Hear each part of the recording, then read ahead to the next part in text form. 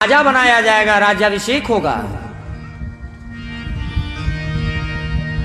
मंथरा जा करके कैकेयी की बुद्धि को फेर दी और कैकेयी से बोली 2 वरदान मांगो। और कैकेयी ने राजा दशरथ को कोप भवन में बुलवाया, अपने दोनों वरदान मांग लिए। पहला वरदान मांगी कि राम जो है तपस्वी भेष में 14 वर्ष के लिए वनवास में जाएं। और दूसरा वरदान मांगी मेरे पुत्र भरत को इस राज की गद्दी दी जाए। प्रेम से बोलिए राधे राधे राधे राधे। सुखदेव महाराज कहते हैं राजन, राजा दशरथ तो नहीं चाहते थे, परंतु भगवान राम, सीता और लक्ष्मण जी तापसी वेश बना करके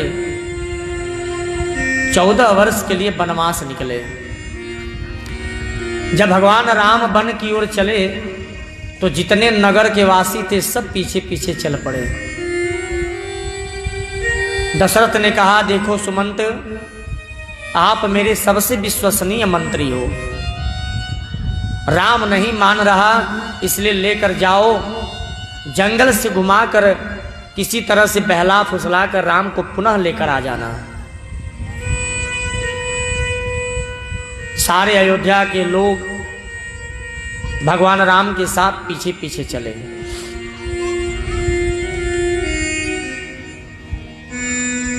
महाराज तमसा नदी के किनारे सभी नगरवासियों को सोता हुआ छोड़कर भगवान आगे बढ़े।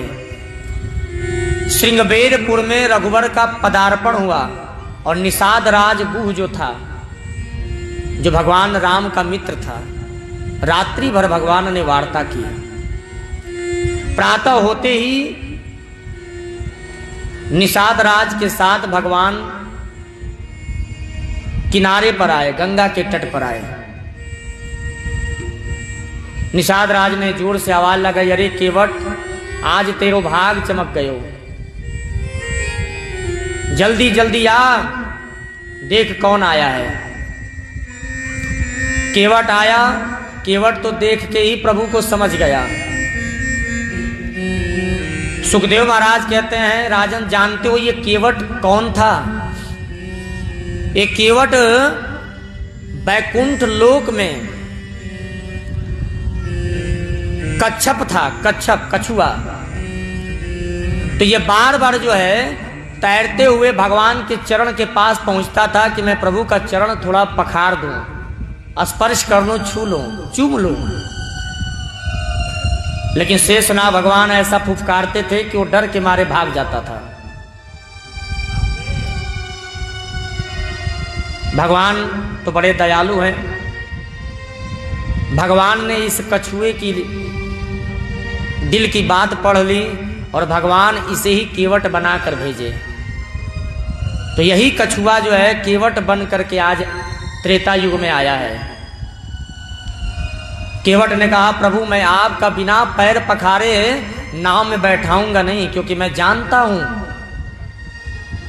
कि यह इस पैर की धूल में इतनी चमत्कार है कि पत्थर से एक नारी बन गई जो अहिल्या कहलाई।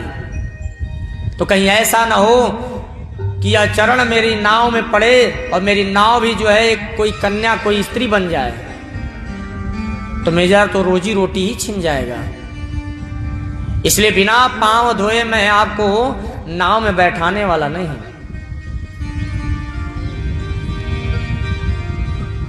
केवट प्रभु का चरण धो रहा है। सुन के केवट वचन हो गया मन मगन, बोल हे नाथ मुझ पर कृपा कीजिए। सुन के केवट वचन हो गया मन मगन, सुन के केवट वचन हो गया मन मगन, बोल हे नाथ मुझ पर कृपा कीजिए। आसरा थी लगी ये जुगों से मेरी, आसराए लगी ये जुगों से मेरी,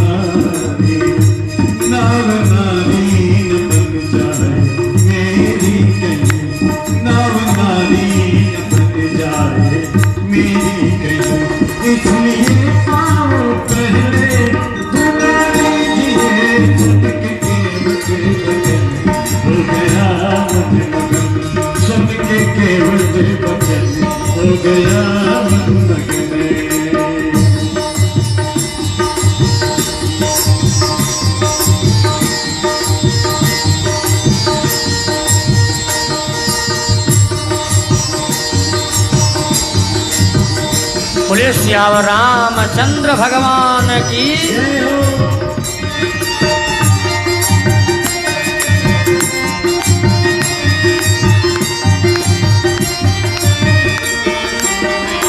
नाम से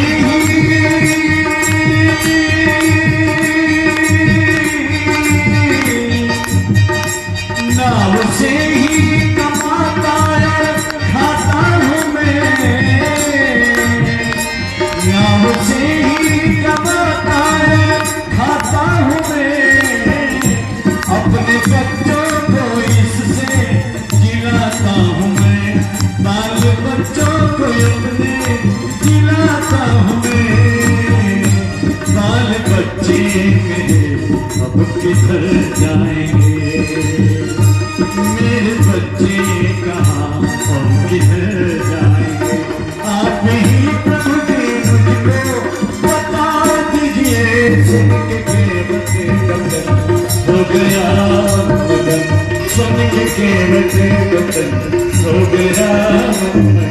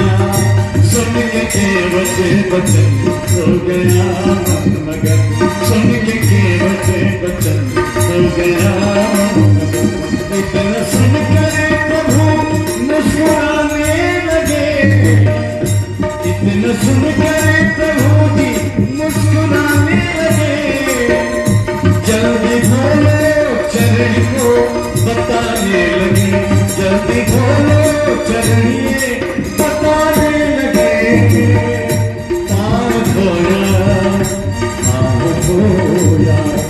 पार धोया चढ़ाया और पार भी किया, पार धोया चढ़ाया और पार भी किया, बोला लौट कर आने की कृपा कीजिए, सुन के हो गया सुन के वचन हो गया, सुन के वचन हो गया, हो गया।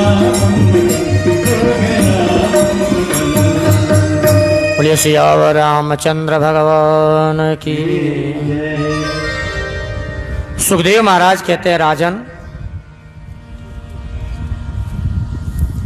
तमसा नदी भगवान जो है गंगा नदी के किनारे खड़े हैं, केवट ने पैर पखारा, उस जल का चरणामृत पिया और तब जाकर के भगवान को अपनी नौका में बैठाया।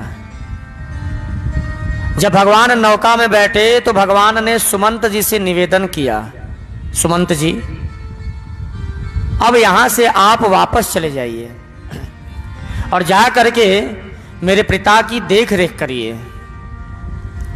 विशेष प्रार्थना पर सुमंत जी लौट करके आए और जैसे ही सुमंत जी ने आकर राजा दशरथ को बताया कि हम राम को लौटा नहीं पाए, राजा दशरथ महाराज राम राम कही राम कही, राम राम कही राम,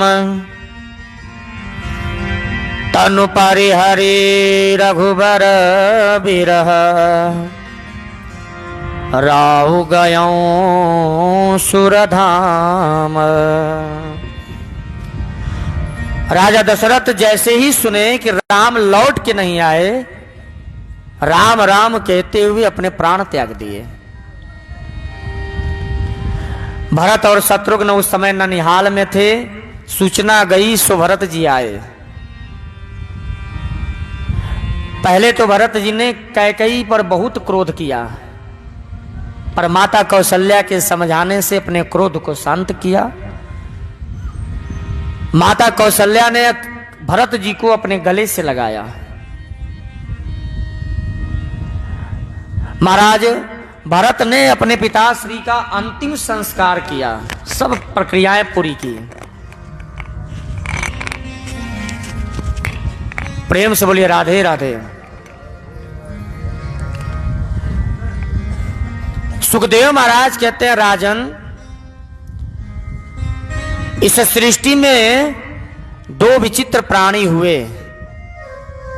एक मंथरा, जिसके अंदर ऐसा कोई अवगुण नहीं हो जो न हो,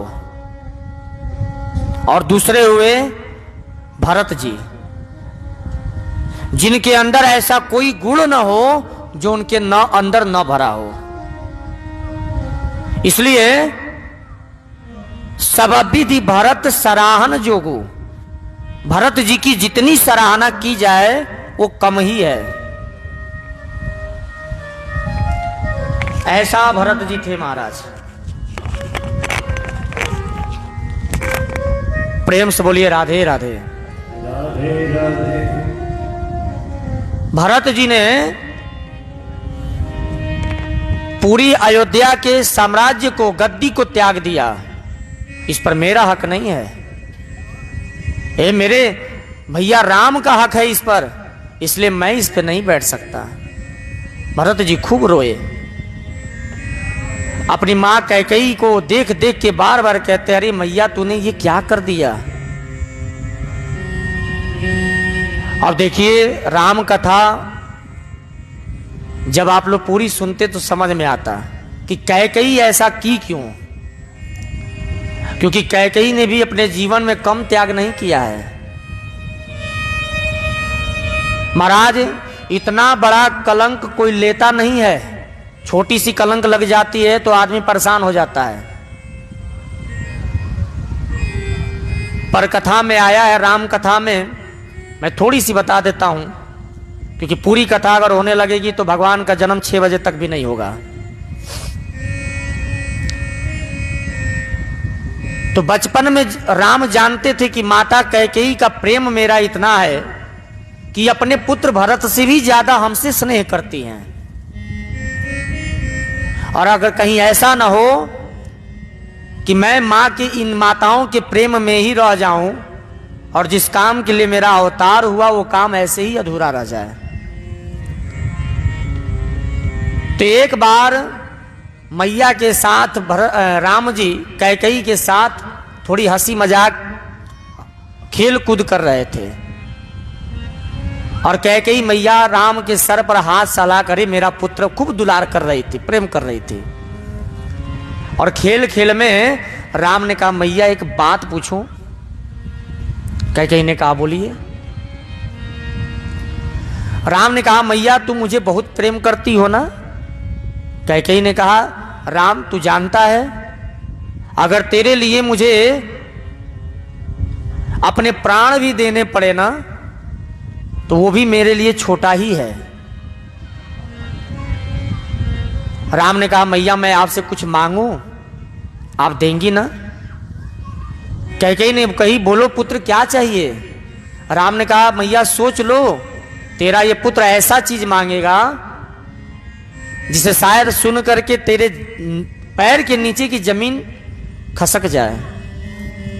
कैकेयी ने कहा कि मेरे प्राण का अंत भी अगर हो जाएगा तो भी क्या हुआ, पर राम मैं तुझे वचन देती हूं जो तू मांगेगा तुझे जरूर दूंगी। तो महाराज राम ने कैकेयी से वचन लिया था कि मैया आपके ही पास 2 वरदान ऐसे हैं जिसका प्रयोग करके आप मुझे वन की तरफ भेज सकती हो, क्योंकि अगर आप वन में मुझे नहीं भेजोगी तो मेरा जिसके लिए अवतार हुआ है वो काम ही नहीं हो पाएगा। और इसमें माता आपको कलंक बहुत लगेगा, यहां तक कि आपको समाज के ताने वाने गाली तक सुननी पड़ेगी। कैकेयी के नेत्रों में आंसू आ गए और कैकेयी ने कहा, पुत्र ये तूने क्या मांग लिया? तू क्षण भर के लिए हमसे दूर होता है तो मानो मेरी बेचैनी ऐसी बढ़ जाती है, मैं सोचती हूं मेरे राम में से दूर न जाए। और जिस समय मैं तेरे लिए वनवास मांगूंगी उस समय सोच मेरी परिस्थिति क्या होगी। तू तो ऐसा वचन मांग लिया, तेरा काम तो हो गया, पर कैकेयी पर क्या बीतेगा? कुछ सोच लिया होता तब तू मांगा होता। तो महाराज तुलसीदास जी कहते हैं कि राम पहले ही कैकेयी से वचन ले लिए थे। अब आप सोचिए कि जिस समय कैकेयी ने राम को 14 वर्ष का वनवास मांगा, सबसे ज्यादा जीवन में त्याग किसने किया?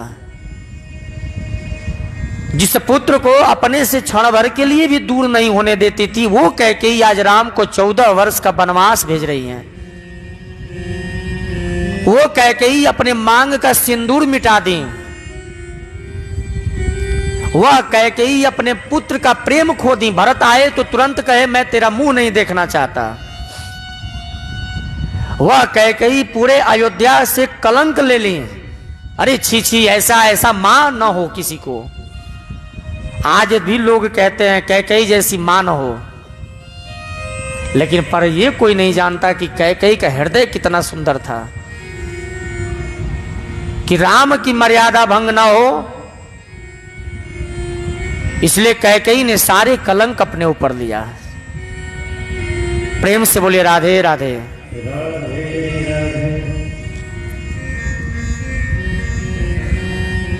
सुखदेव महाराज कहते, राजन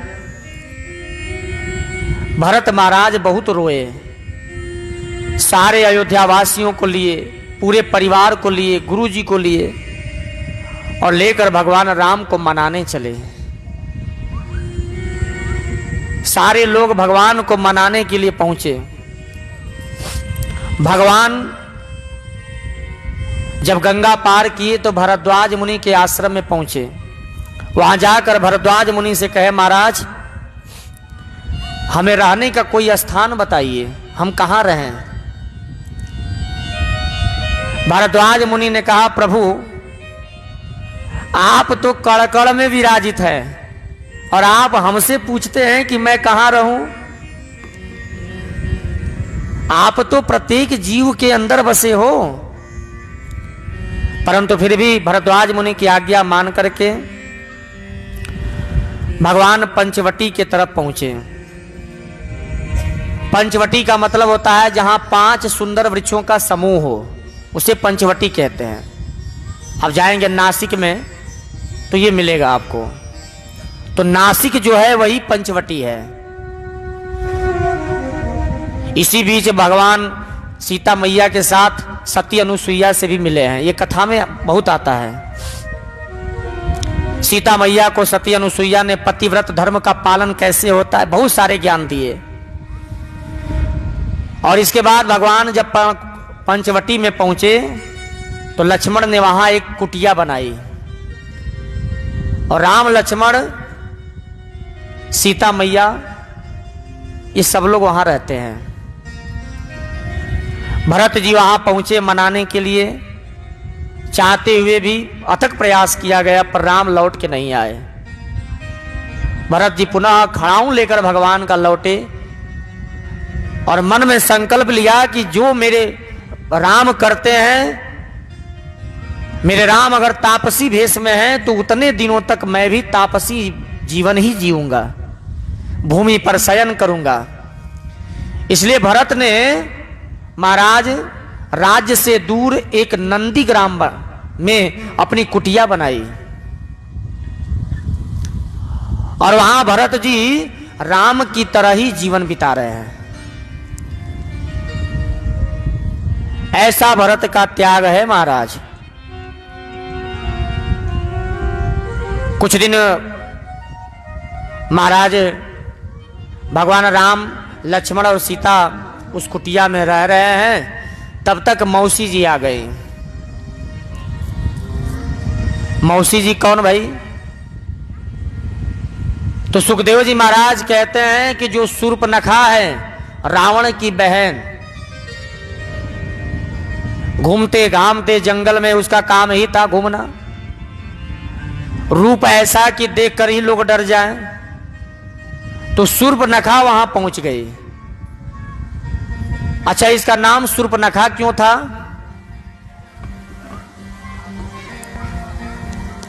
सुखदेव जी कहते हैं राजन, शूर्पणखा इसका नाम इसलिए था कि इसका जो नाखून था ना, वो सूप जैसे लंबे लंबे थे। बहुत माताओं का नाखून बड़ा बड़ा बड़ा होता है, तो अगर माता जिनका भी नाखून बड़ा है ना, वो सब शूर्पणखा ही है, ये जान लीजिए। बड़ा बड़ा नाखून, तो शूर्पणखा का भी नाखून ही तो बड़ा था, इसीलिए तो उसका नाम था शूर्पणखा, नाखून सूप की तरह हो। तो आजकल बड़ा शौक चला है नाखून बड़ा करने का, तो नाखून बढ़ाना मतलब शूर्पणखा बनना। प्रेम से बोलिए राधे राधे।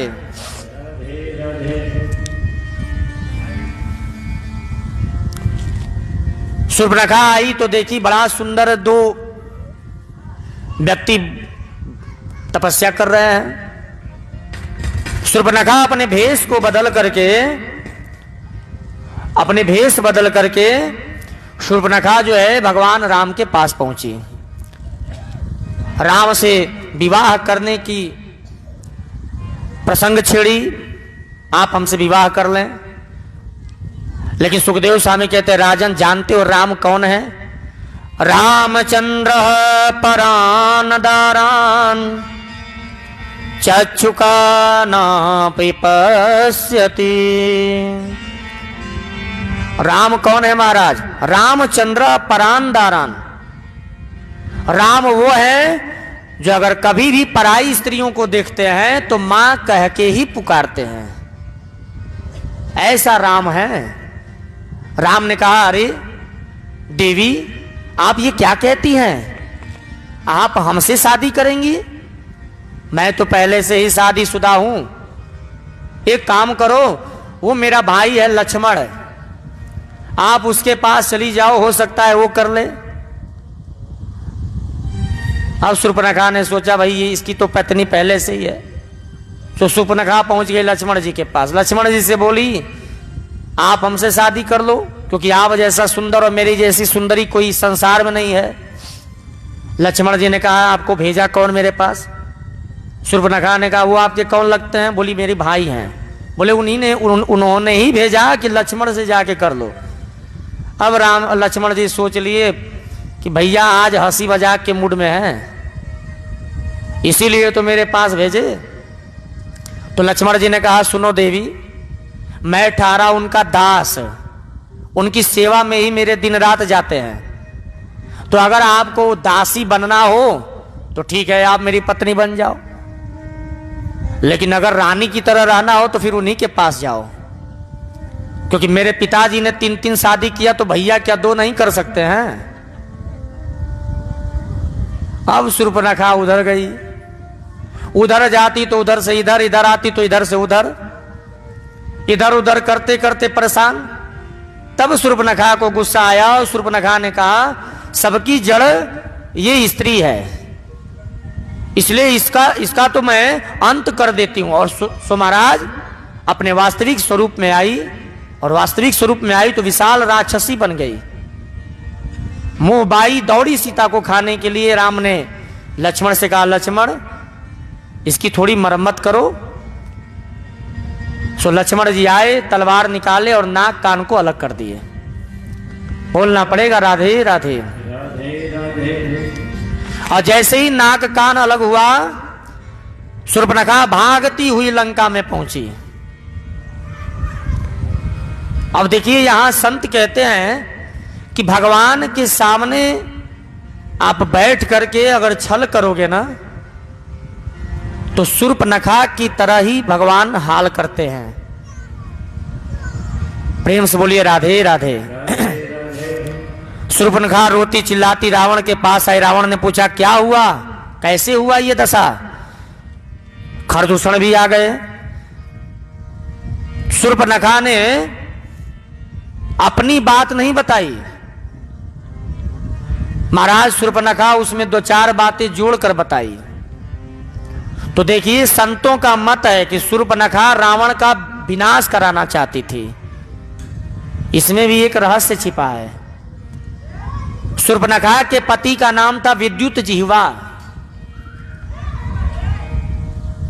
लेकिन शूर्पणखा का जो पति विद्युत जिह्वा था उसको रावण ने किसी कारण से मार दिया था। अब अपने पति को अपने सामने, वो भी उसका ही भाई, मारा हो तो पत्नी कैसे चैन से बैठे?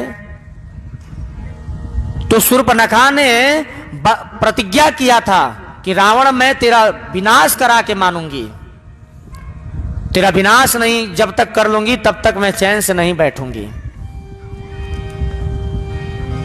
इसलिए महाराज शूर्पणखा भगवान से बैर छिड़ी।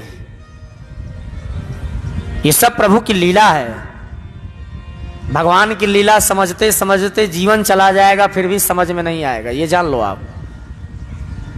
तो शूर्पणखा रावण को जा करके कही और रावण बिना सोचे समझे खरदूषण को भेज दिया। भयंकर युद्ध हुआ, सब मारे गए। अनेकों प्रकार से रावण ने राक्षसों को भेजा।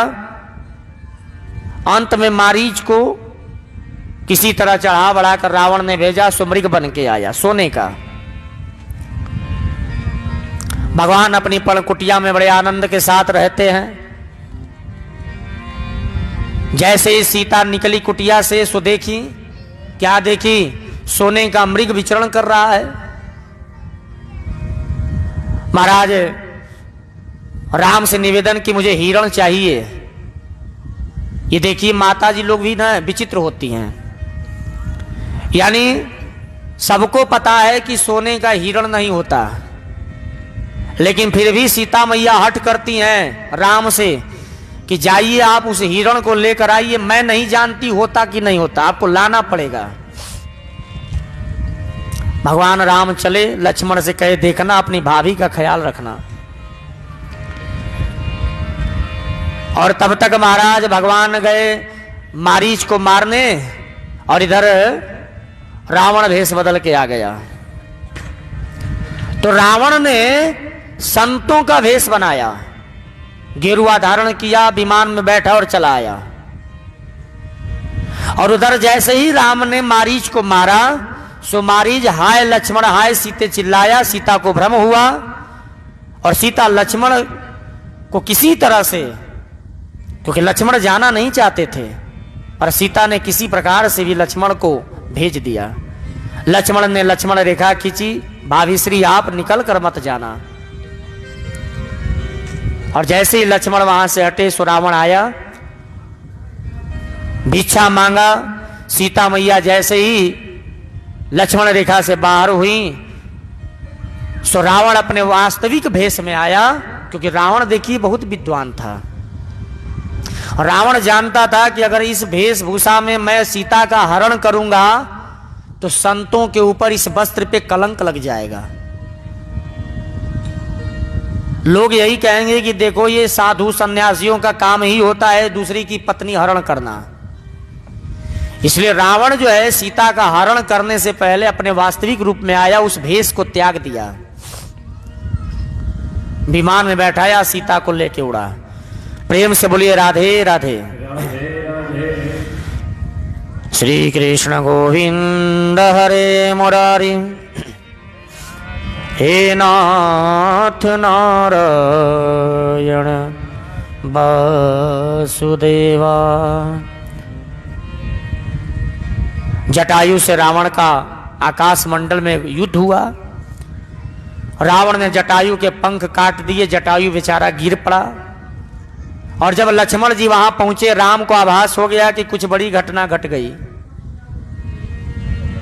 जब राम लक्ष्मण दौड़ के कुटिया में आए तो सीता गायब। लक्ष्मण के साथ राम वन वन को भटकने लगे। हाय सीते कहां गई सीते, सीता के वियोग में दर दर ठोकर खाने लगे।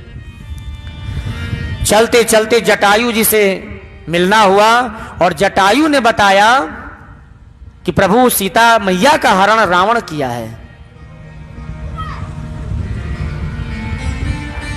प्रभु ने जटायु को गोद में लिया, उसके सर पर अपने हाथ फेरे, जटायु से प्रेम किए और अपने हाथों से ही जटायु पक्षी का अंतिम संस्कार भी प्रभु किए। इसके बाद प्रभु सबरी मैया के कुटिया में पहुंचे।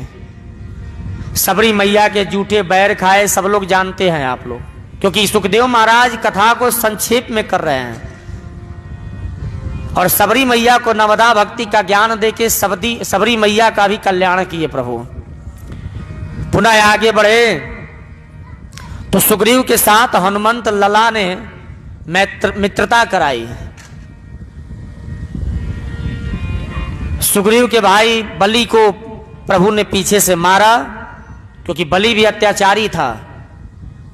अपने भाई सुग्रीव की ही पत्नी का हरण कर लिया था। तो बाली के सामने जो है अगर कोई भी चला जाता था तो उसका बल बाली में चला जाता था। प्रभु पीछे से बाली को मारे, बाली का अंत किए, सुग्रीव को पुनः राजपाट दिए, उसकी पत्नी लौटाए और इसके बाद सुग्रीव की मित्रता के साथ मिलकर के बानर सेनाओं के साथ सारे लोग आपस में वार्तालाप करके और टुकड़ियों में सैनिकों को लगा करके सीता मैया की खोज प्रारंभ हुई। हनुमान जी, जामवंत जी और सैनिक समुद्र के किनारे आए। श्री कृष्ण गोविंद हरे मुरारी, हे नाथ नारायण वासुदेवा। सुखदेव महाराज कहते हैं, राजन हनुमान जी से बड़ा कोई प्रतापी हो ही नहीं सकता। और हनुमान जी का प्रताप तो ऐसा है कि चारों युग में इनकी पताका लहरती है। चारों युग प्रताप तुम्हारा है, प्रसिद्ध जगत उजियारा।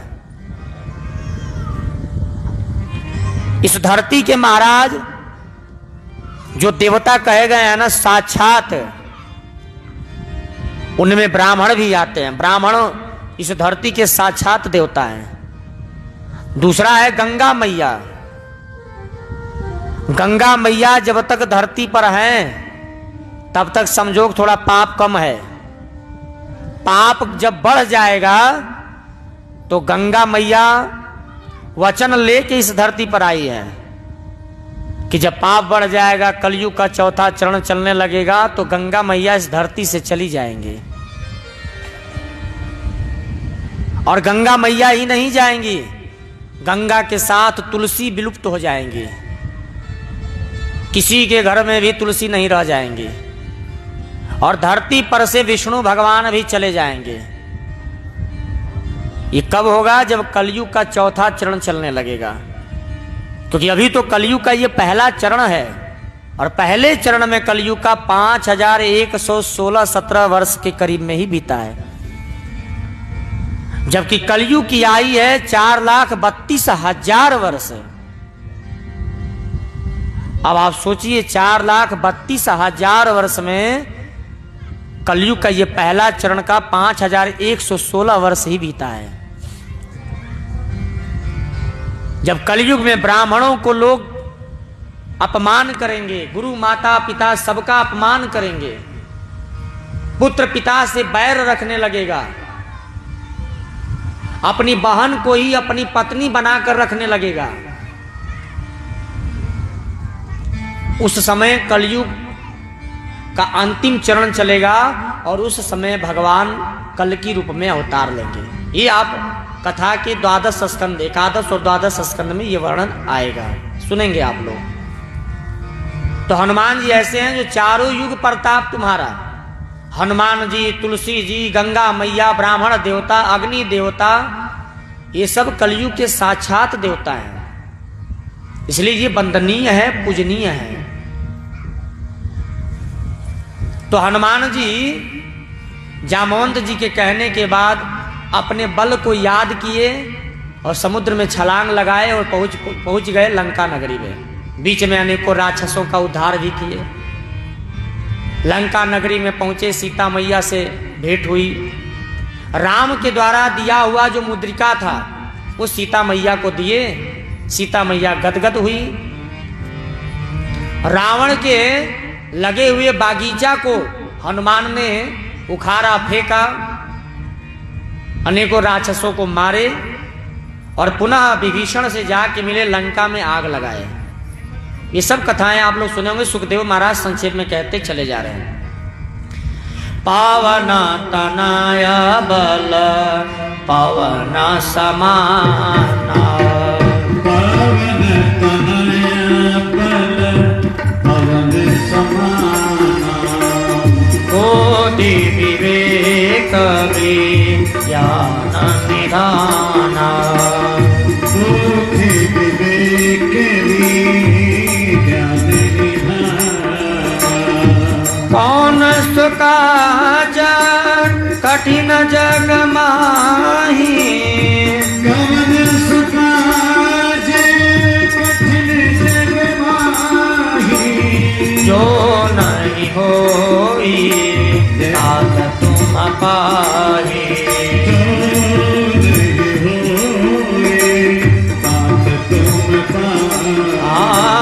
पवन तनय बल पवन समाना, पवन तनय बल पवन समाना।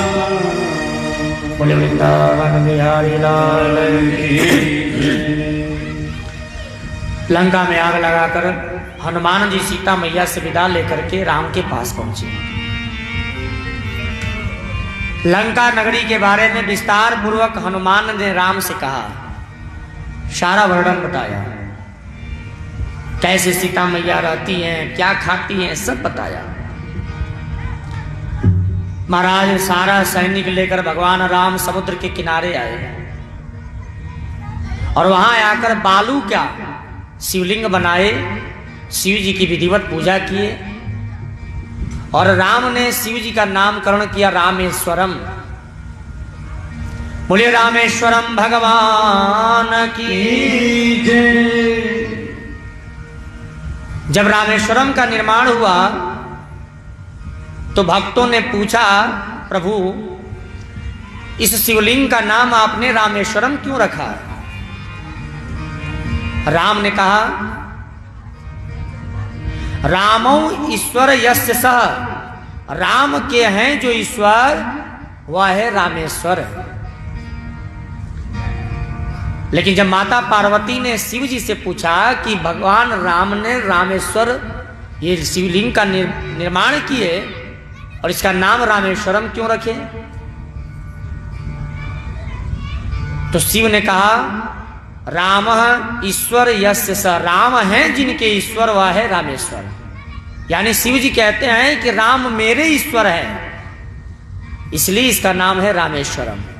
राम राम ईश्वर यस्य सह,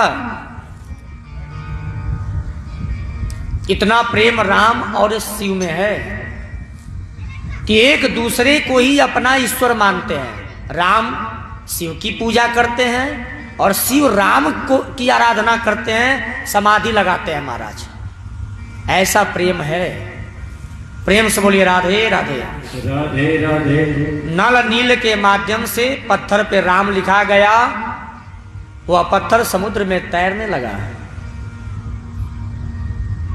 सेतु का पुल बना और भगवान राम पूरे सैनिकों के साथ समुद्र से पार किए, पहुंच गए लंका में। बोले रामचंद्र भगवान की जय। सुखदेव स्वामी कहते, राजन वहां राम ने कुंभकर्ण और अनेकों राक्षसों का वध किया। लक्ष्मण ने मेघनाथ को मारा, सारा रावण के सैनिक मारे गए, पूरा परिवार खत्म हो गया।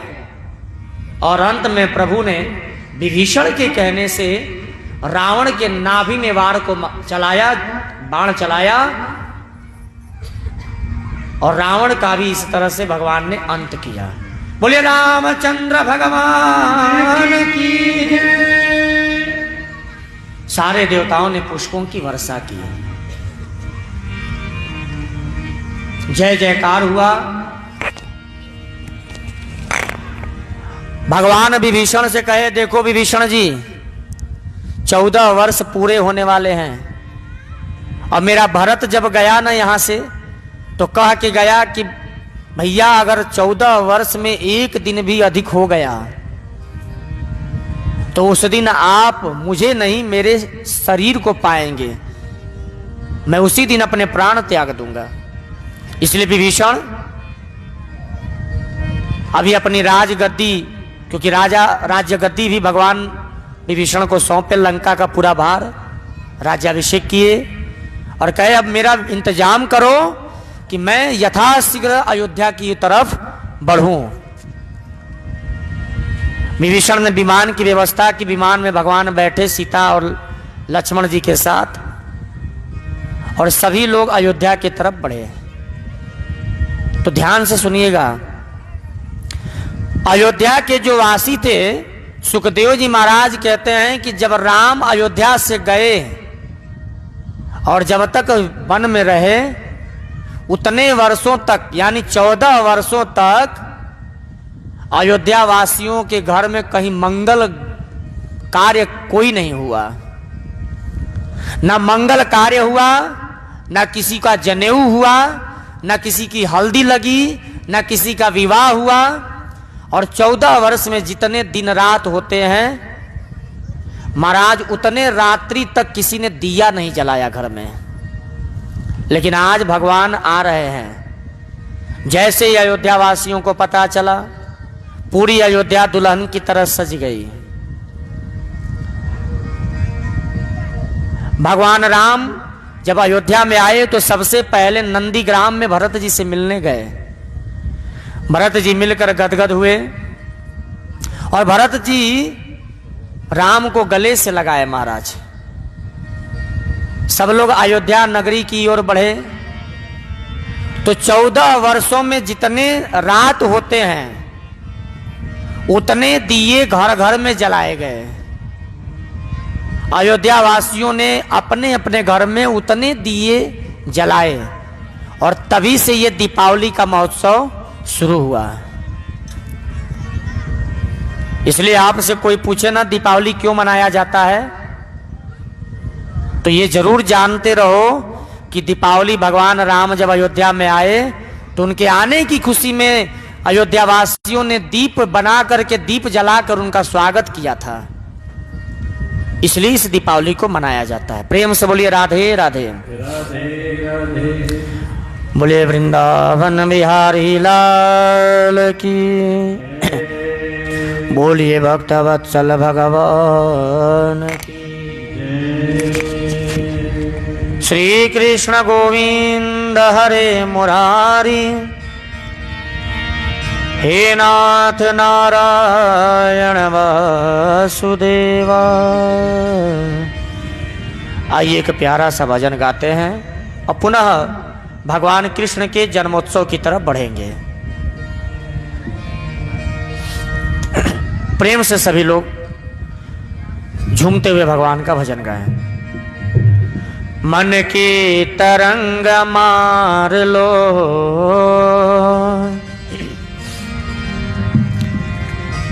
यही हो गया भजन। मन के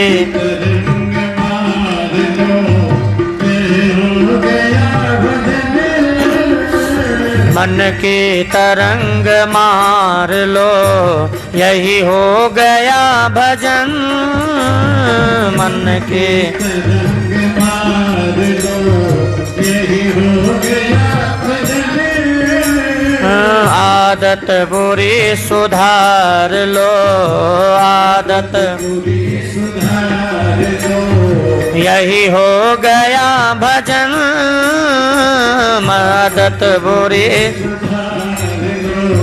यही हो गया भजन मन की तरंग मार लो।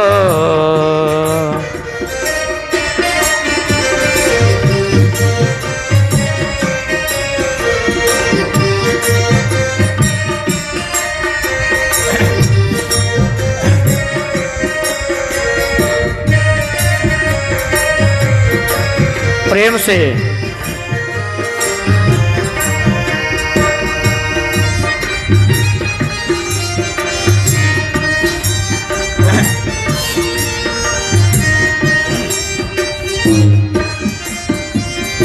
आए हो तुम कहाँ से, जाओगे तुम कहाँ।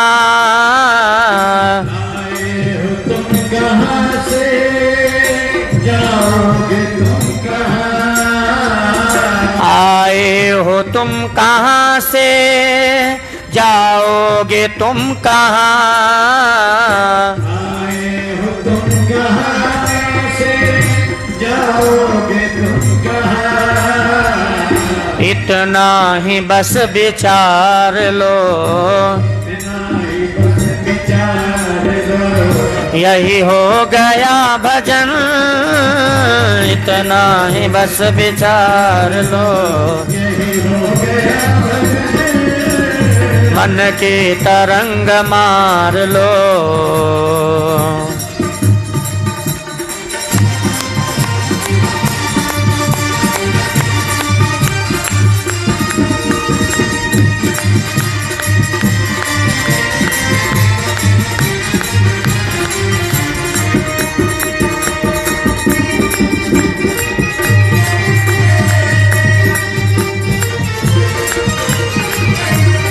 प्रेम से दोनों हाथ उठाइए, प्रेम से गाइए।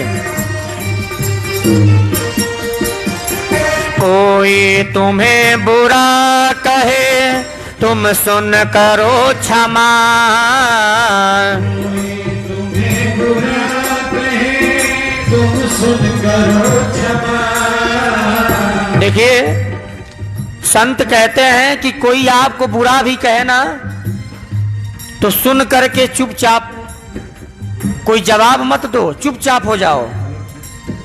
लेकिन यहां तो लोग महाराज आते हैं, कहते हैं क्या, फलाना ने हमको बोला, हमने भी उसको बोल दिया। तो भैया आप में उसमें क्या रह जाएगा। जब आपको भी कोई गाली दे और आप भी उसी तरह उसे गाली दे दो तो फिर आप में उसमें रह क्या गया। हाँ, इसलिए संत कहते हैं कोई तुम्हें बुरा कहे तुम सुन करो क्षमा। कोई तुम्हें बुरा कहे तुम सुन करो क्षमा। वाणी का स्वर संभाल लो, वाणी का स्वर संभाल लो। बस हो गया भजन वाणी का स्वर। प्यारे मन की तरंग मार लो।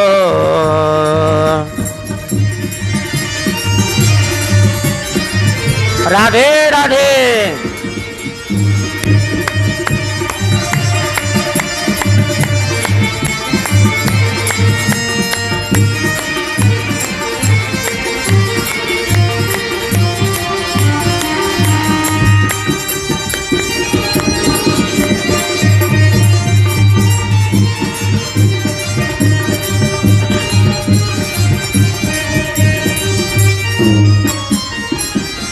नेकी सभी के साथ में बन जाए तो करो।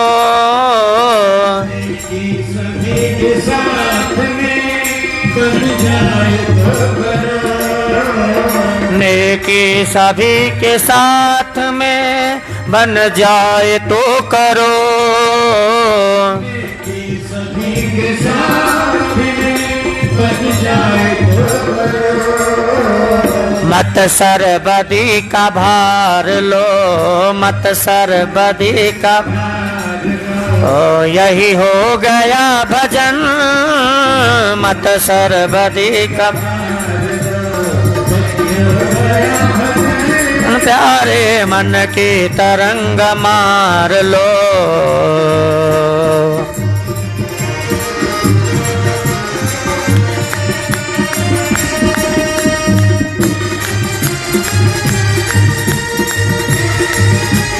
जय हो।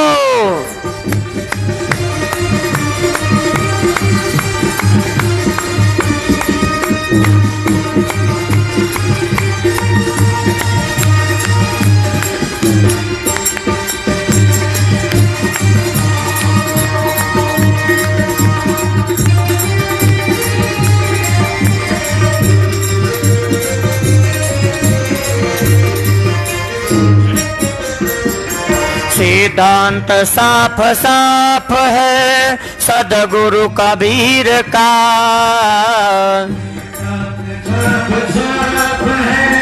सतगुरु कबीर का।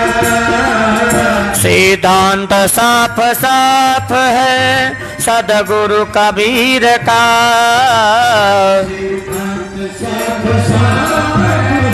सतगुरु कबीर का। निज हंस रूप धार लो, हाँ यही हो गया भजन। निज हंस रूप प्यारे मन की तरंग मार लो।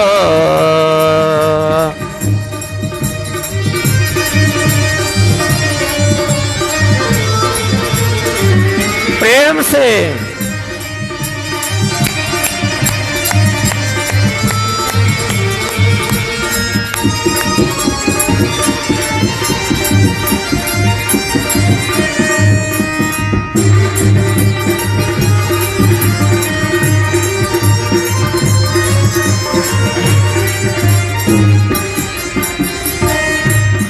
देखिए, संत कहते हैं कि यह जीवन पाए हो तो इसे सुधारो भी अपने से ही, कि ताकि आगे किसी 84 लाख योनियों में न जाना पड़े। सिर्फ पशु की तरह जीवन मत जियो। संत कहते हैं कि सबसे प्रेम करो परंतु अपने परलोक को भी जरूर सुधारो। महाराज, नजरों में तेरी दोष है दुनिया निहारते,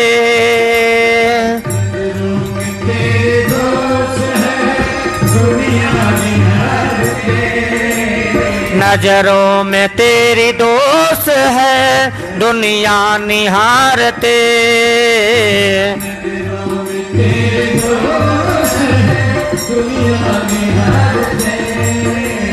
समता का अंजन ढाल लो, समता, हाँ यही हो गया भजन। समता का अंजन ढाल लो, यही मन की तरंग मार लो। यही हो गया भजन मन के,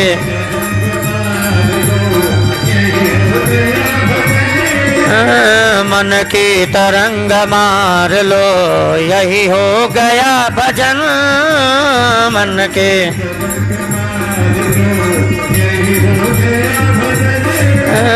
मन की तरंग मार।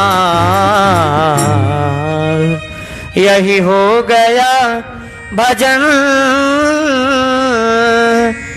आदत बुरी सुधार लो।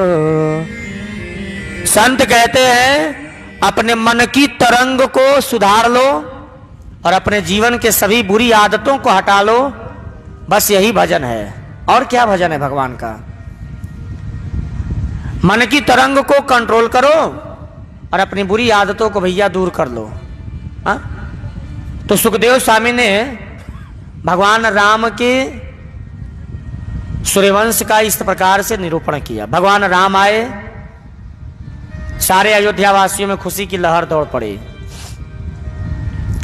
भगवान राम का राज्याभिषेक हुआ और भगवान राम बड़े प्रेम से अपने प्रजा का लालन पालन करते हैं।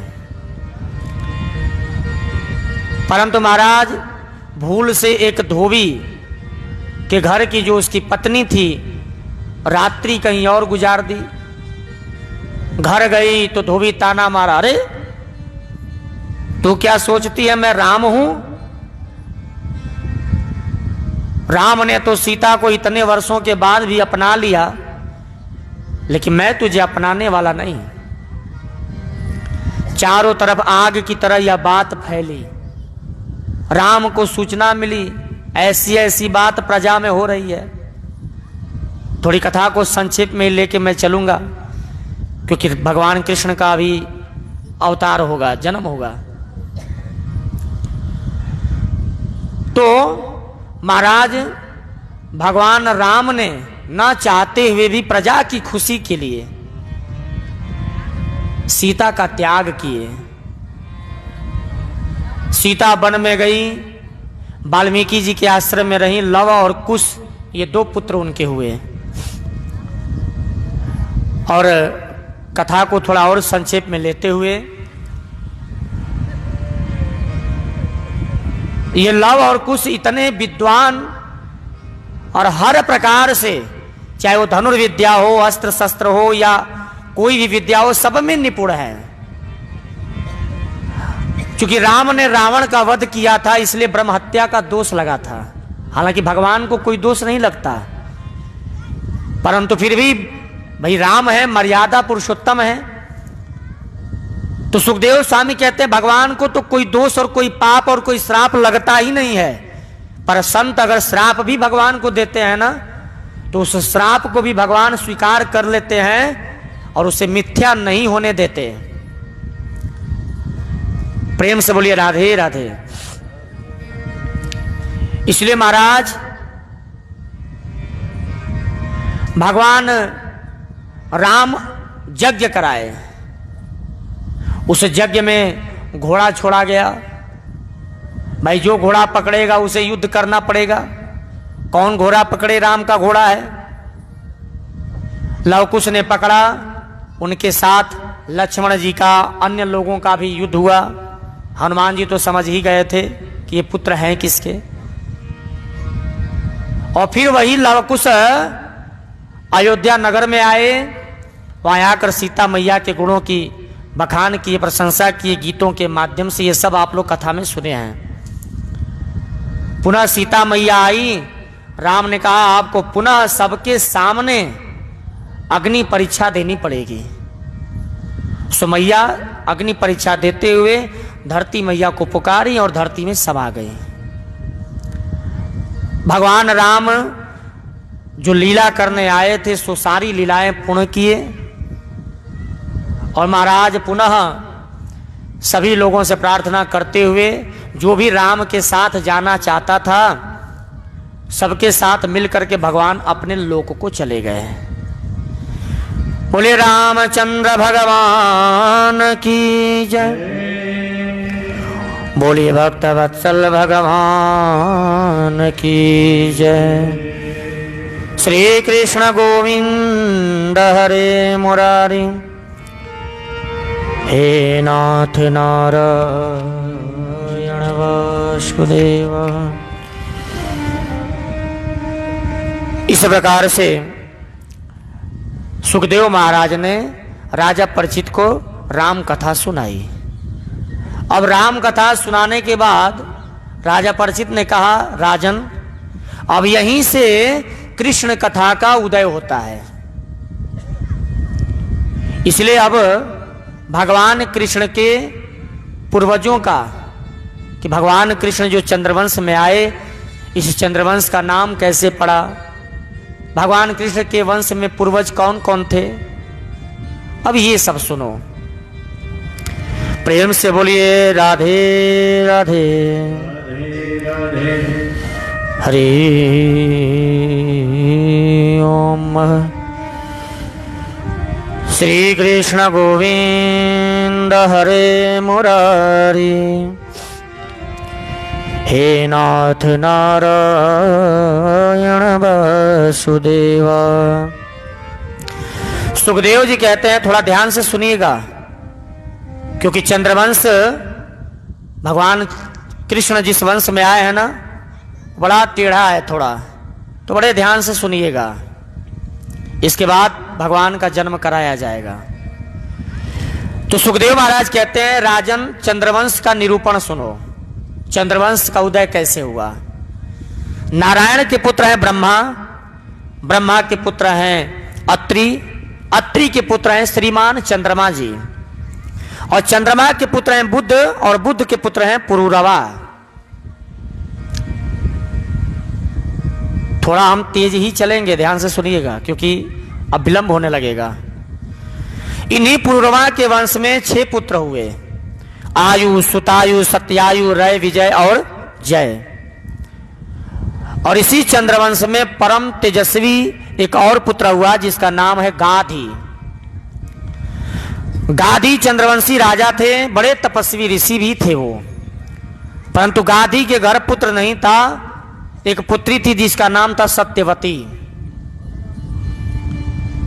सत्यवती पुत्री का विवाह कहां करें ये उनको चिंता थी।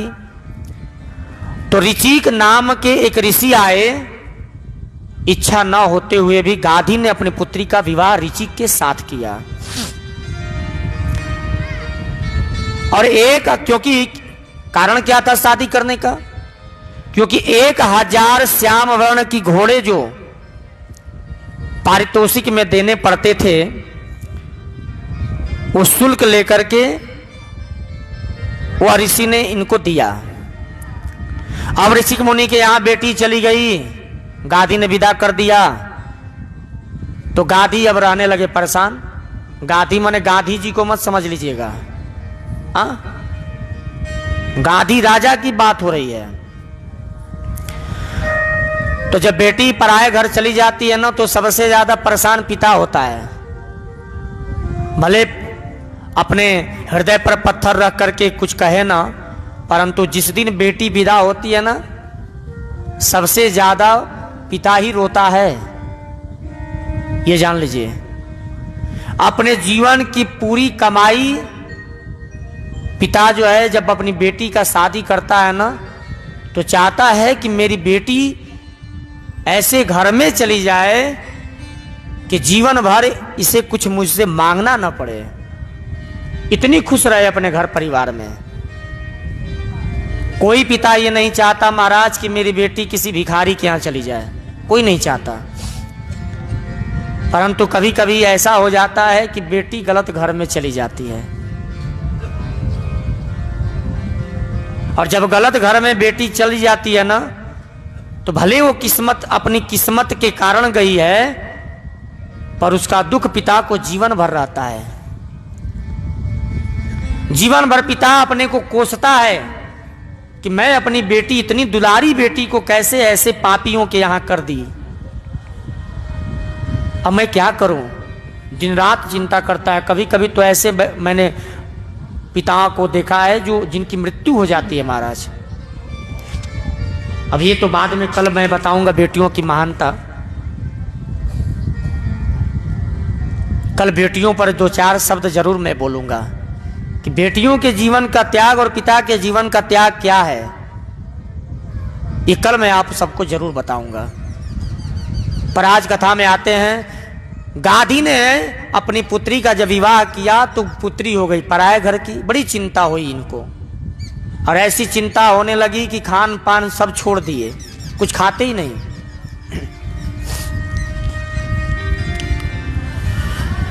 देखिए सुखदेव महाराज कहते हैं, राजन पुत्र कुपुत्र हो सकता है, परंतु पुत्री कभी कुपुत्री नहीं हो सकती। भले पुत्र बुढ़ापे में मां बाप को ठोकर मार के घर से बाहर कर दे, परंतु बेटी ससुराल में भी अगर रहती है तो ससुराल में भी लड़ झगड़ करके मां बाप के पास दौड़ के आती है। ये पुत्री ही कर सकती है। बोलना पड़ेगा राधे राधे। तो एक दिन गाधी ने अपनी पत्नी से कहा, देवी मेरे दामाद बड़े विद्वान हैं, तो शास्त्रों में बड़े निष्णात हैं, शास्त्रों के बहुत ज्ञाता हैं, तो क्या एक निवेदन नहीं कर सकती कि कोई ऐसी दवा, कोई ऐसी औषधि मुझे भी दे दें कि मुझे भी पुत्र हो जाए।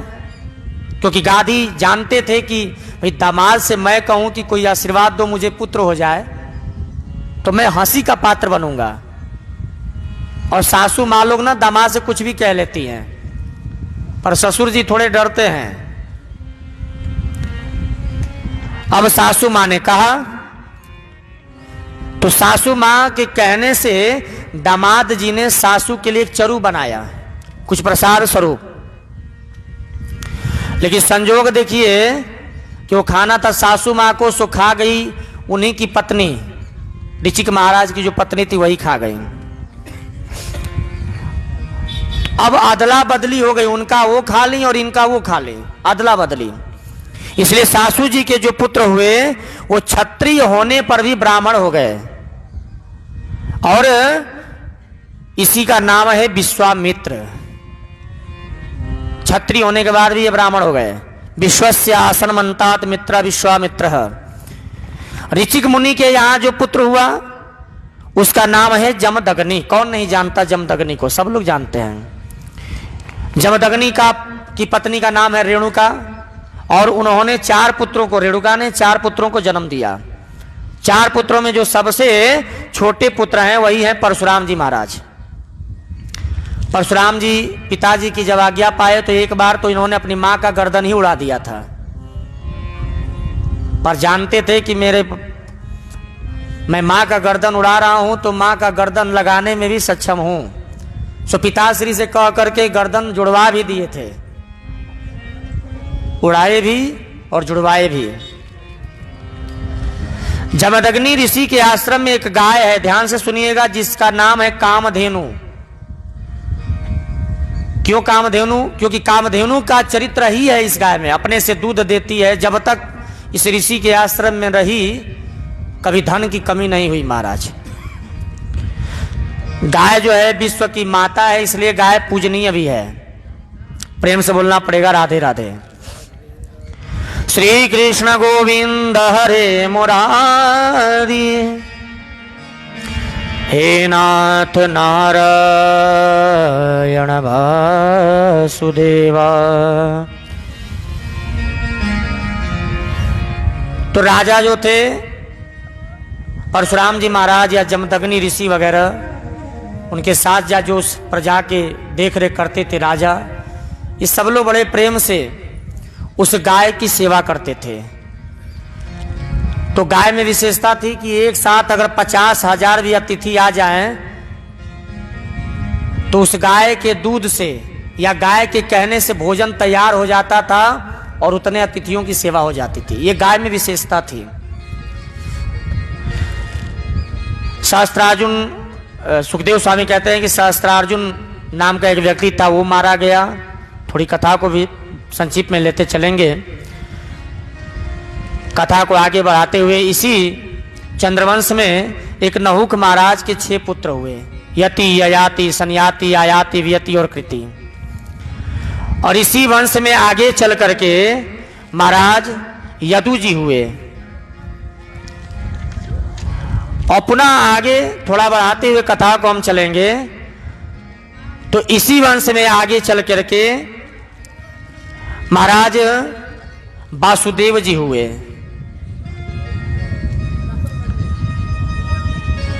वासुदेव जी जो भगवान कृष्ण के पिता हैं। 10 मिनट में आप लोग भगवान के अवतार को देखेंगे। 10 मिनट थोड़ा सा और आराम से आप लोग बैठिए। श्री कृष्ण गोविंद हरे मुरारी, हे नाथ नारायण वासुदेवा। श्री कृष्ण गोविंद हरे मुरारी, हे नाथ नारायण वासुदेवा। इधर महाराज मथुरा में एक उग्रसेन राजा हुए। उग्रसेन राजा को कोई संतान नहीं था। ऋषि मुनि ब्राह्मणों के आशीर्वाद से उग्रसेन को जब पुत्र हुआ जब उस पुत्र के होने के बाद राजा ने ज्योतिषियों को बुलवाया और ज्योतिषियों से कहा, महाराज मेरे पुत्र का थोड़ा भाग्य बताओ। ज्योतिषियों ने कहा, महाराज ये पुत्र का भाग्य कुछ अलग ही है। ये आपका पुत्र आने वाले समय में ऐसा अत्याचारी होगा जो आपके ही कुल का नाश करेगा। ये ब्राह्मणों का विरोधी होगा, संतों का विरोधी होगा। अब राजा उग्रसेन ने सोचा क्या किया जाए। तो राजा उग्रसेन ने अपने पुत्र को एक डलिया में रख के कपड़े से ढककर नदी में छोड़ दिया। और उधर महाराज वासुदेव जी के जो पिताश्री थे वो जल में पूजा कर रहे थे। और जैसे ही उन्होंने देखा कोई बालक रो रहा है, सो पकड़ करके अपने यहाँ लाए और मन में विचार किए, जैसे मेरा वासुदेव पुत्र है उसी प्रकार ये भी मेरा पुत्र ही है। अब उनको क्या पता था कि ये उग्रसेन का पुत्र है। धीरे धीरे यह उग्रसेन का जो पुत्र था इसका नाम हुआ कंस। कंस धीरे धीरे बड़ा हुआ। नारद जी ने आकर के कंस को बता दिया कि अरे कंस, तेरा पिता यह नहीं बल्कि उग्रसेन है। यह जो मथुरा नगरी है ना, ये तेरी नगरी है, इसलिए तू अपने पिता के पास चले जाओ। तुम्हारे साथ ऐसी ऐसी घटनाएं बचपन में हुई है। कंस को आया क्रोध और कंस महाराज निकला तपस्या करने। घोर तपस्या किया। जितने राक्षस थे, अत्याचारी थे, सबको अपना मित्र दोस्त बना लिया और लेकर के मथुरा नगरी पर चढ़ाई किया।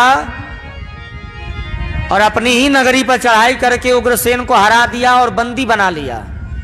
बंदी बनाकर उग्रसेन को कारागार में डाल दिया। प्रेम से बोलिए और प्रेम से बोलिए राधे राधे। मथुरा नगरी में रहने लगा। प्रजा में हाहाकार मच गई।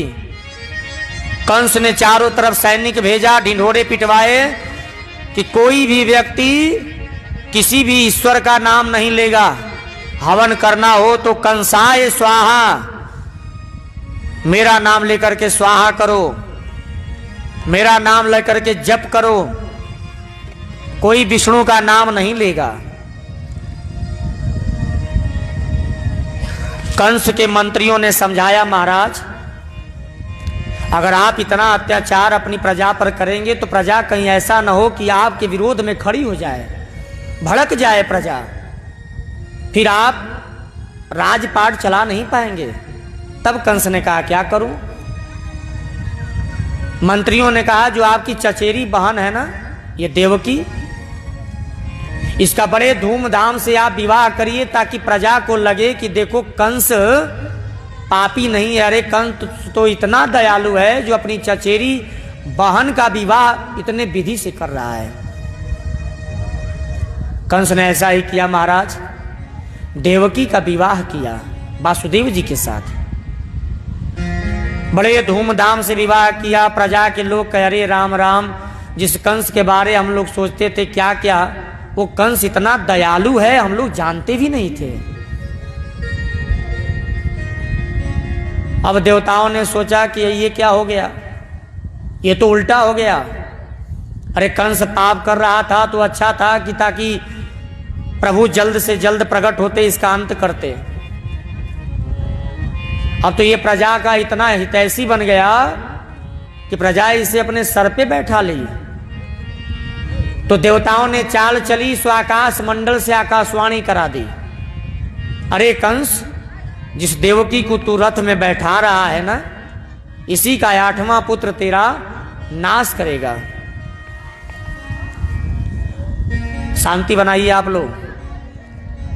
और जैसे ही कंस ने सुना कि इस देवकी का 8वां पुत्र मेरा शत्रु है, सो कंस तुरंत देवकी का चोटी पकड़ा और बाल घसीट करके रथ से नीचे गिरा दिया। तलवार निकाला मारने के लिए, सो वासुदेव ने पकड़ लिया। अरे महाराज ये क्या करते हैं आप? एक अबला नारी को आप मारने को चल रहे हैं, ये आपको शोभा देता है? एक काम करिए, आपको मेरा 8वां संतान चाहिए ना, तो जब तक मेरा 8वां संतान हो नहीं जाता तब तक आप जहां चाहें वहां हमें रख सकते हैं। तो देवकी और वासुदेव को कंस ने अपने कारागार में रखा। 6 पुत्र हुए और बारी बारी से 6 पुत्रों को कंस ने पटक पटक के मार दिया। 7वां जब होने वाला था तो नारायण प्रभु ने माया देवी को कहा, देखो देवी, ये 7वां कोई और नहीं है बल्कि यह 7वां जो है ये शेषनाग भगवान हैं। इसलिए आप जाओ और देवकी के गर्भ से इस गर्भ को संकर्षण करो, खींचो और ले जाकर रोहिणी के गर्भ में डाल दो। तो रोहिणी मैया भी वासुदेव जी की ही पत्नी है, लेकिन कंस के अत्याचार से दुखी होकर के रोहिणी ने सोचा कहीं कंस मुझे भी बंदी न बना ले, इसलिए वो नंद बाबा के यहां रहती थी। तो माया देवी ने देवकी के गर्भ का संकर्षण किया और ले जाकर के रोहिणी के गर्भ में बैठा दिया। और यह 7वां जो गर्भ था, रोहिणी के गर्भ से बलराम जी अवतरित हुए। बोले बलराम जी महाराज की। इसलिए कंस मन में सोचा कि जब ये नष्ट ही हो गया तो फिर इसकी चिंता ही क्या करना। अब महाराज आने वाले हैं 8वां।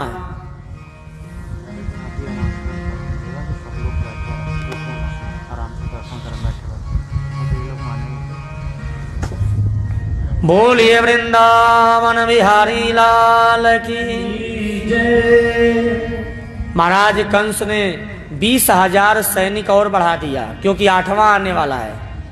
नारद जी पहले ही आके कहे कंस सतर्क हो जाओ, अब 8वां आने वाला है। तो कंस को इतना चिंतन हो गया कि कंस अगर भोजन भी करने बैठता तो महाराज अगर उसमें काला काला जीरा भी देख लेता ना तो उसे लगता कि कन्हैया ही है, कृष्ण ही है। चिल्ला पड़ता, सैनिक दौड़ के आते, महाराज क्या हुआ? अरे बचाओ बचाओ मुझे, ये देवकी का 8वां है, आ गया अभी। सैनिक कहते महाराज आपको भ्रम है, अभी तो उसका जन्म ही नहीं हुआ। ऐसा कंस का चिंतन हो गया था महाराज। 8वां आने वाले हैं, 20,000 सैनिक लग गए। कंस ने सैनिकों को कहा देखो तालों के ऊपर ताले लगा दो, कहीं से भी कोई ढिलाई ना हो, ये देवकी का 8वां गर्भ कहीं से भी भगने ना पाए। सैनिक बढ़ गए। बोले वृंदावन बिहारी लाल की, बोलिए भक्त वत्सल भगवान की जय। महाराज देवता लोग चिल्लाए, प्रभु देखिएगा कहीं कंस आपका मामा है, कहीं ऐसा ना हो कि मामा बहने का रिश्ता जोड़ लें और कंस को मारना है ये भूल जाएं। इसलिए देवता चिल्ला रहे हैं सत्यव्रतम सत्यपरम त्रिसत्यम सत्ययोनि निहितम सत्ये सतस सत्यामृतम सत्यनेत्रम सत्यात्मकम त्वाम शरणं प्रपन्ना। सारे देवता लोग निवेदन करने भगवान से गए, प्रभु अब अवतरित होइए, अब अवतार लीजिए। तुलसीदास जी लिखते हैं जब जब होई धर्म की हानि, जब जब धर्म की हानि, जब जब होई धर्म की हानि, जब जब होई धर्म की हानि, बाढ़ी असुर अधर्म अभिमानी, बाढ़ी असुर असुर अधम अभिमानी जब जब होई धर्म की हानि जब जब धर्म की हानि जब जब होई धर्म की हानि। तुलसीदास जी कहते हैं कि जब जब धर्म की हानि होते है और असुरों का प्रभाव बढ़ता है तो भगवान का अवतार होता है। तब तब धरि प्रभु विविध शरीरा हरहि कृपा निधि सज्जन पीड़ा। आज भगवान जो है अवतार लेने वाले देवता लोग फूलों की बारिश करने को तैयार हुए। तो भगवान अवतार लेने से पहले माया को कहे कि जाओ और नंद बाबा के यहां पहले जन्म लो। पूरे ब्रज का कमान माया देवी ने भगवान के कहने से अपने मुट्ठी में ले लिया। नंद घर में माया देवी पहले ही बेटी बन के पहुंच गई और इधर भगवान देवकी मैया के यहाँ कारागार में प्रकट हो गए। प्रेम से बोले वृंदावन बिहारी लाल की बोले भक्त वत्सल भगवान की। और जैसे ही भगवान प्रकट हुए, लीजिए सह हो नारायण नारायण नारायण नारायण नारायण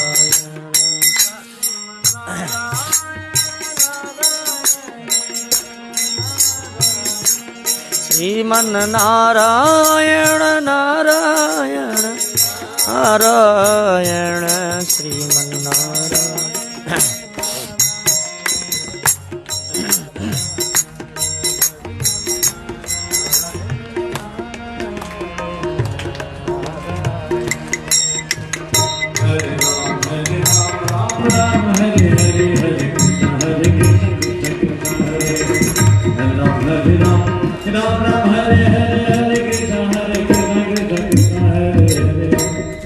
देखिए भगवान का जब अवतार हुआ तो कंस के कारागार में भी अंधेरा हो गया था। अब देखिए कितनी विचित्र बात है, प्रभु की लीला देखिए कि जैसे ही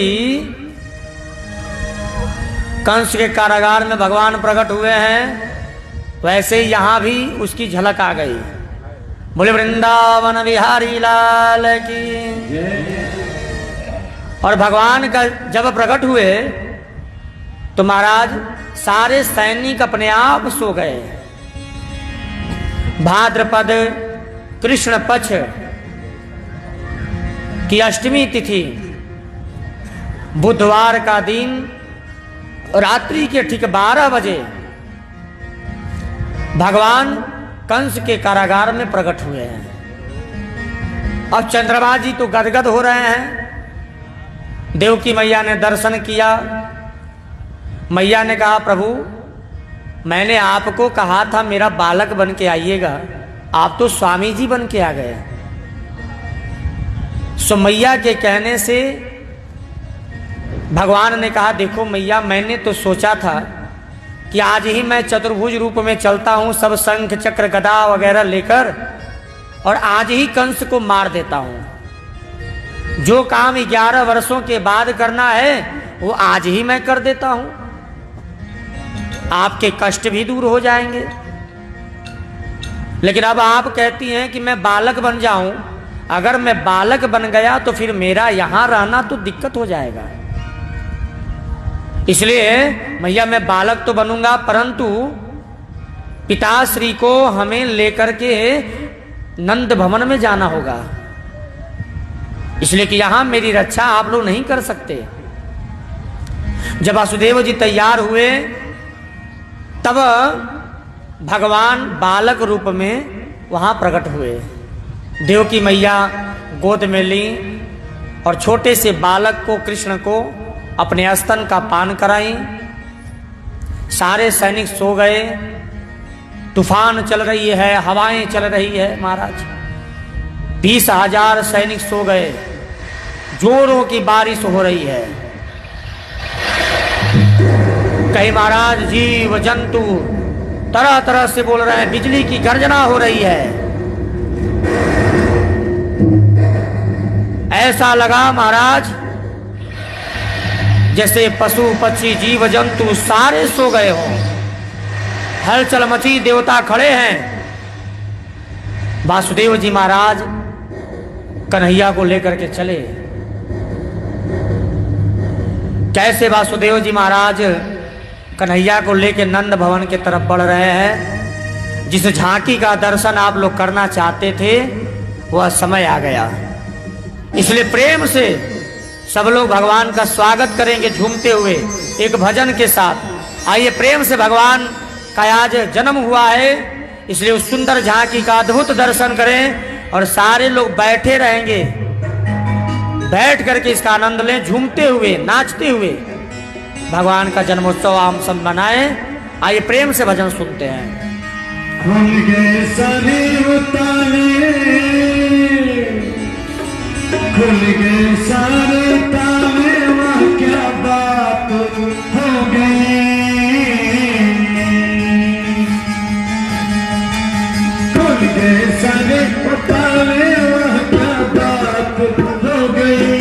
जब से जल में कन्हैया जय हो। बात हो गई।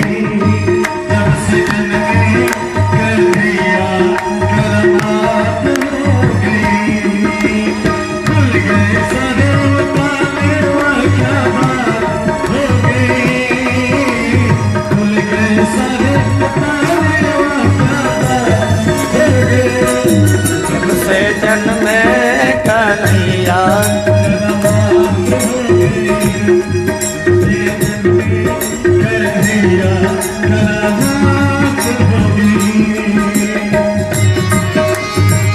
प्रेम से झूमते हुए, प्रेम से झूमते हुए।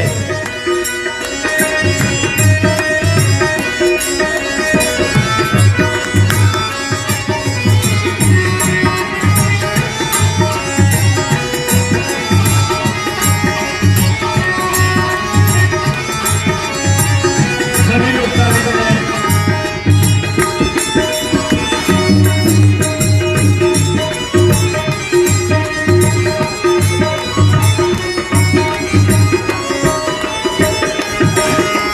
भाव दिखाना जन्म कन्हा का जमाना पुराना।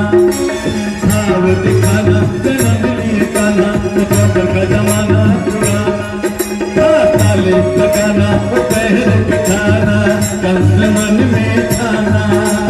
ताले लगाना पैर बिठाना, कंस मन में ठाना। जय हो। उस रात का दृश्य भयंकर था। उस कंस तुम्हारे क्या डर था। बादल फड़फड़ाए,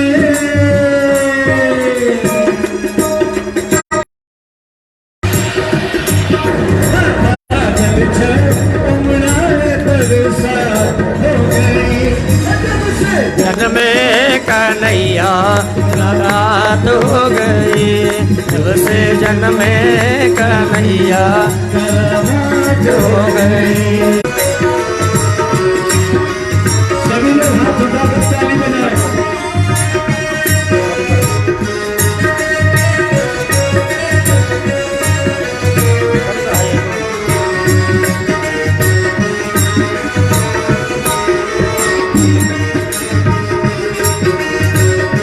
प्रेम से झूम जाइए।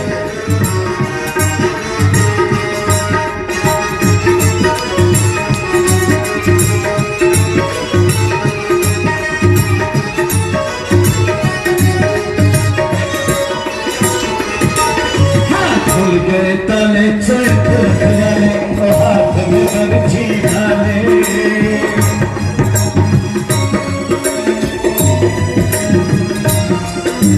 खुल गए ताले, चैत खजाने, और हाथ में बरछी ढाले। दिल के काले बड़े थे काले।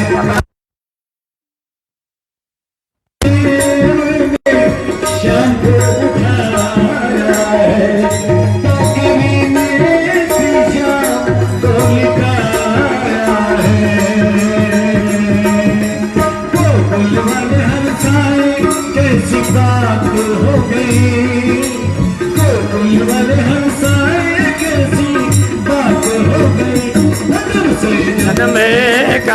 कन्हैया मात हो गई, जब से जन्मे कन्हैया मात हो गई। जय हो। सब लोग ताली लगाकर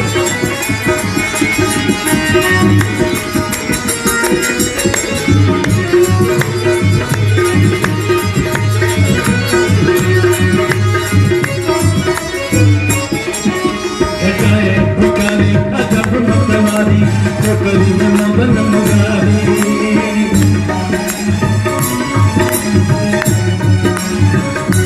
हाँ सपन धारी करत रखवारी जमुना में पाप की सारी।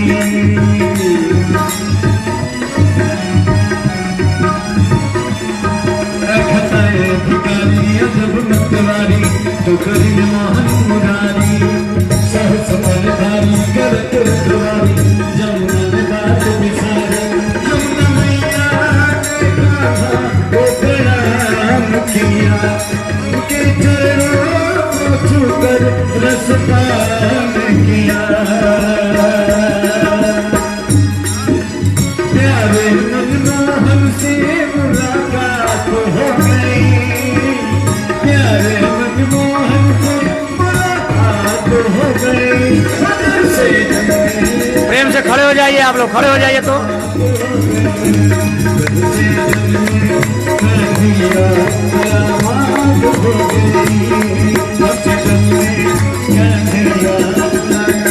झूम जाइए दोनों हाथ उठा के।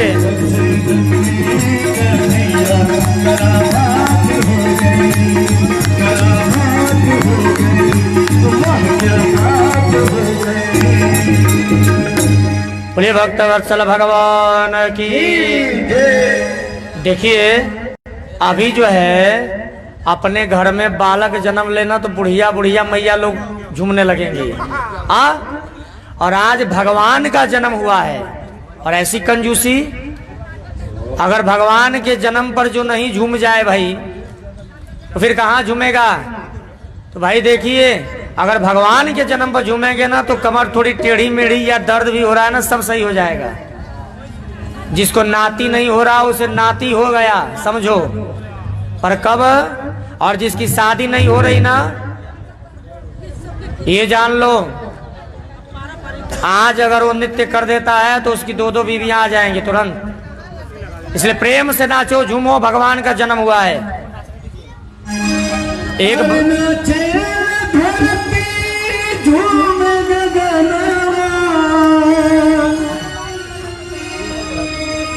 अरे भाई गावे पवनवाना,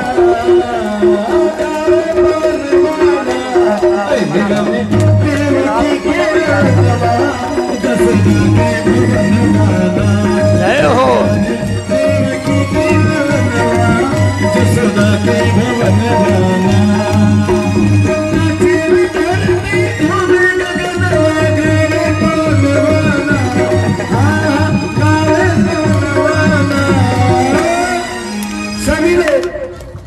भगवान कन्हैया का जन्मोत्सव मनाए। हरि प्रेम देवकी के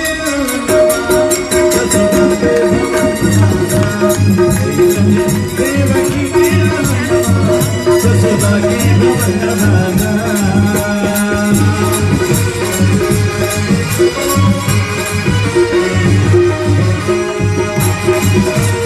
जय हो।